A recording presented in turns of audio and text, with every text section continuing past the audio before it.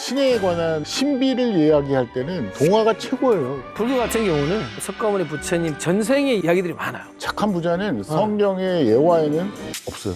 진짜? 네. 이게 부처님 전생서라도 센 동물은 부처님이 아니라. 흥부와 흥부 가족들에게 새로운 세계를 열어줬어요. 자유와 사랑이에요. 이 심청전의 원래 원판 이름도 심청이가 아니야. 이름이야. 근데 이제 저는 동화를 어릴 때 아이들 가르쳐주잖아요. 이게 뭐냐면 세상을 이루니까 너희 동화를 보고 너희들 그렇게 잘하지 말라. 동화를 구전이든 뭐든 전해왔던 그 사람들의 전하고자 하는 이야기가 꼭 있어요.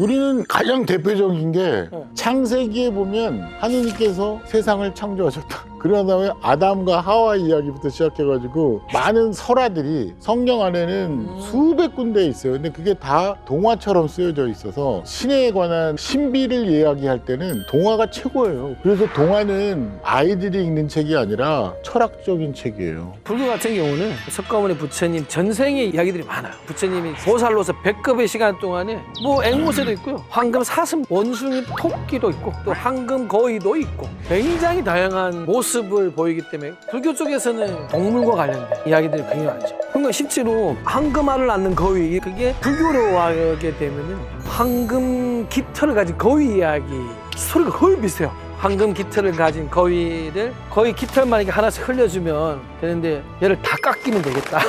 그래서 거위를 잡아버려요. 그냥 날아간 이야기들. 부처님 전생 이야기에 나오는 동물들은 다 부처님이에요? 요게 그렇지는 않습니다. 이게 이제 별주부전 아시죠? 아, 그럼요. 예, 거북이와 토끼. 여기에 비슷한 게 있어요. 악어와 원숭이. 근데 악어는 부처님 쪽으로 가긴 힘들어요. 왜? 이게 부처님 정해서라도 센 동물은 부처님이 아니라 약하지만은 정의롭고 희생적인 동물들 많이 해요. 이게 별주부전 똑같은데 이게 부처님 원숭이 시절에 악어가 원숭이를 꼬시지. 자, 저 강만 넘으면 과일이 더 많다. 그래서 그러면 난 저기 수영을 못 간다니까 악어가 내 등에 타라. 그래가지고 원숭이를 태워. 강 가운데쯤 가면 바로 이제 악어가 물속을 이제 가서 잡아먹으려고. 딱 다이빙을 하는데 원숭이가 잠깐 이야기하는 거야. 너 왜 나를 잡아먹냐? 야, 내가 널 몰라. 심장을 먹으려고 한다. 그러니까 원숭이가 이야기하죠. 심장 이야기하지. 나 심장을 저기 육지에 나무에 걸어놓고 왔다.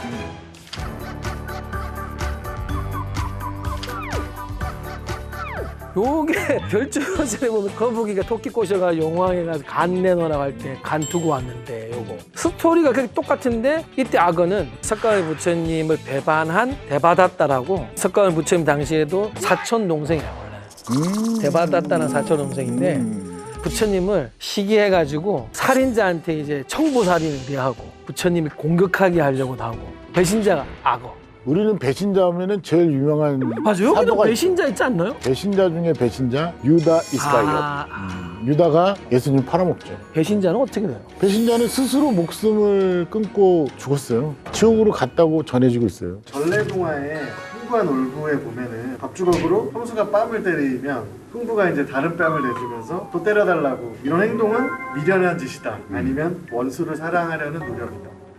성경에도 오른뺨을 때리면 왼뺨을 대주라고 하는 것이 이른바 사랑에 관한 이야기인데 흥부는 밥주걱으로 딱 때리니까 여기 밥풀이 있잖아요. 그러면 이쪽도 때려야 또 밥풀이 생길 거 아니에요. 그러니까 제가 볼 때는 원수 사랑도 아니고 미련한 짓도 아니고 지혜로운 짓이다 이렇게 생각해요. 왜냐하면 현실 속에서는 가난하고 핍박받고 이렇게 살지만 우리가 생각하기에 따라서는 마음먹기에 따라서는 자기의 마음의 부자가 될 수 있고 그런 이야기가 저 안에 저는 들어있다고 봐요. 나는 이게 생각해. 이게 지금 이 시대에 약자의 마음이라는 게 내가 기분 나쁘지만 어쩔 수 없이 내가 살아야 된다는 절박함 때문에 선택하는데 실제 그 뒤에 오는 을의 마음의 상실감이라든지 이런 것은 어마어마하지. 이 동화도 사실은 이러한 그 상실감을 보상을 충분히 해주는 이야기를 만들면서 결국은 이 사람이 선함을 잃지 않으면 희망이 있고 기회가 있다 라는 쪽으로 담고 있다고 봐야지. 제비와 박쥐는 어떻게 해석할 수 있을까요? 저기에 절대 일확천금은 안 바래. 죄비를 살려주는 의미가 대박을 만나게 하는 게 아니야. 근데 나중에 대박은 놀부가 기대하지. 이게 제비와 박씨가 가지는 의미보다는 똑같은 걸 줘도 흥부의 마음은 이걸 가지고 꽃을 피울 수 있고 놀부의 마음으로는 독초를 만들 수 있다라고 불교적으로는 보지 사실. 근데 저는 성경적으로 이야기하면 저거는 깨달음이에요. 제비와 박씨가 흥부와 흥부 가족들에게 새로운 세계를 열어줬어요. 그 새로운 세계는 뭐냐면 자유와 사랑이에요. 자유와 사랑을 깨우치게 해줬기 때문에 그 깨달음의 세계를 열어준 것이라고 봐요. 성경에는 흥부, 놀부 같은 부자와 가난한 자 이야기의 비중이 어떻게 되는 거야? 그 거지였던 나자로의 이야기가 세상에서 핍박받다가 결국은 아브라함 할아버지가 나자로만 천국으로 들어가거든요. 아이고. 부자도 지옥에 갔어. 지옥에 갔는데 그렇게 하찮게 봤던 나자로는 하늘에서 이러고 있는 거예요. 천국에서. 오. 그런 이야기가 왜 많은 사람을 통해서 구전으로 계속 많이 이어질 것 같아요. 왜요? 그걸 위로를 받은. 그렇죠. 설화를 통해서 그 말씀을 통해서 많은 사람들이 얼마나 위로를 받겠어요. 아 근데 성경에는 착한 부자는 없어요. 착한 부자는 성경의 예화에는 없어요.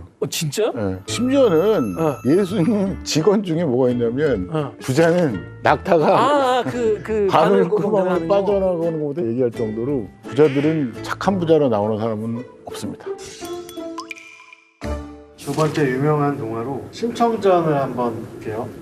이야기 자체가 불교 설화가 기반되는 게 있어요. 이 심청전의 원래 원판 이름도 심청이가 아니야. 원홍장이라는 이름이야. 심청이 아버지도 원양이라고 하는 눈먼 봉사역이었고 어느 날 물에 빠지는데 심청이 아버지를 건져준 스님이 나타나. 딱 건져주면서 스님이 한마디 이야기를 해요. 오늘 아침에 금빛 선인이 나타나는데 물에 빠진 눈먼 자를 구해주면 그 사람 대시주자가 된다라고 했다. 그 당신을 갔다니까 원홍장이 아버지 나 아무것도 없는데 내가 어떻게 대시주를 하느냐. 근데 그 이야기를 16세의 딸이 듣고 그러면 우리 줄 거 없으니 내가 절에 가겠다고 해요. 원래 이야기에서는 딸이 절에 들어가는 거예요. 근데 들어가다가 아버지를 놔두고 가려고 한 슬픈 마음에 언덕 포구에서 서 있는데 저 멀리서 진나라 거상의 배가 오는 거야. 그 거상이 딱 내리자마자 가서 붙잡고 이야기를 하는 거예요. 어젯밤에 선인이 나타났는데 원홍장이라는 여인인데 훗날 황후가 될 사람이니 모시고 와라고 했다는 거야. 그래서 이 훗날의 왕후가 돼요. 이게 그 뒤에 이것을 각색을 많이 했던 부분들인데 불교 선화에서는 공양미 상백석 이야기가 없어요.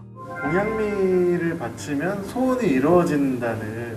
절에 가서 밥 먹는 걸 공양. 그게 뭐냐면 한다고. 어떤 사람이 내가 가진 것을 베푼다는 것이고 그 베푼 모든 걸 공양이라고 하는 거야. 쌀이면 공양미, 책이면 법공양. 부처님은 산재물이라든지 신에게 어떤 것을 바치는 것에 대해서 강력하게 거부했던 인물이기 때문에 여기에 나오는 것처럼 대가적인 무언가를 하에서 얻어지는 이야기들은 불교에서는 있을 수는 없지. 공양미가 안 되지 그러면 아예 이게. 근데 우리는 산채로 바치는데 양? 양 말고? 신부가 신부 될 때 나를 진짜로 사실 저 심청전이 아주 쉬운 동화로 전해졌기 때문에 종교에 무엇을 바치면 복이 온다는 얘기, 즉 기복의 이야기는 충분히 잘 전달했어요. 그래서 심청전의 병폐 중에 하나가 저 이야기가 너무 쉽고 아주 직선적으로 전해져서 실제로 현대 종교 안에 저 현상이 일어나는 게 너무 많아요. 그리고 뭔가 헌금을 많이 내면 복을 받는다는 의식이 무의식 중에 우리 신자들 안에 많이 있는 것도 사실이에요. 종교 안에는 절대 무엇을 바쳤다고 해서 대등 관계로 복이 오는 그런 종교는 없습니다. 그래서 이번 기회에 그런 부분에 대해서 우리는 정말 반성하고 기성 종교가 가지고 있는 본래의 모습으로 돌아가려고 노력해야 된다라는 생각을 저는 솔직하게 고백합니다. 나는 이게 물질하고 인간의 생명을 놓고 변한 게 좀 안타까워. 원래 이야기는 그게 아니었는데 각색이 되는 과정을 보면은 당시의 사회도 굉장했구나. 그리고 이 이야기 속에서 우리가 봐야 될 부분들은 상백석이라고 하는 거에 마음을 두어서는 이 이야기의 본질을 잊어먹으니까 이거는 난 좀 원래 그 불교 전례로 갔으면 싶어 나는 이게. 근데 동화의 이야기가 왜 생겨났다고 생각하세요? 권선징악이죠. 내가 생각할 때는 이미 이 세상 안에는 배신자도 많고 선량한 사람도 많아요. 그렇죠. 그런데 가만히 보니까 배신자가 더 잘 살아. 이게 사실은 이 세상의 부조리예요. 그래서 이런 종교적 설화 안에는 그런 사람들은 언제 벌받아요? 꼭 죽어서. 죽어서 받는 거죠. 동화를 구전이든 뭐든 전해왔던 그 사람들의 전하고자 하는 이야기가 꼭 있어요. 근데 이제 저는 동화를 어릴 때 아이들 가르쳐 주잖아요. 이게 뭐냐면 세상은 이러니까 너 이 동화를 보고 너희들은 그렇게 잘하지 말라. 동화는 다 권선징악일 수밖에 없는 게 인류의 선함을 가르치지 않으면 안 되는데 결국은 많은 이야기 속에 이게 녹아있고 부처님 설화에도 그 정확하게 녹아있고 같이.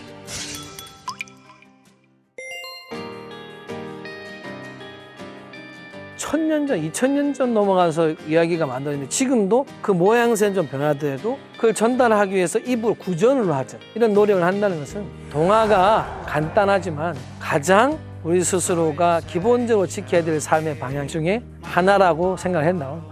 동화는 이 시대에 가장 쉬운 철학책이에요. 왜냐하면 철학이라는 것은 생각한다는 것이거든요. 동화를 보면 많은 생각을 하게 되는데 그 생각이 사실 삶에 대한 생각이거든요. 삶에 대한 생각을 끄집어내주는 동화야말로 저는 이 시대에 가장 쉬운 철학책이라고 생각합니다.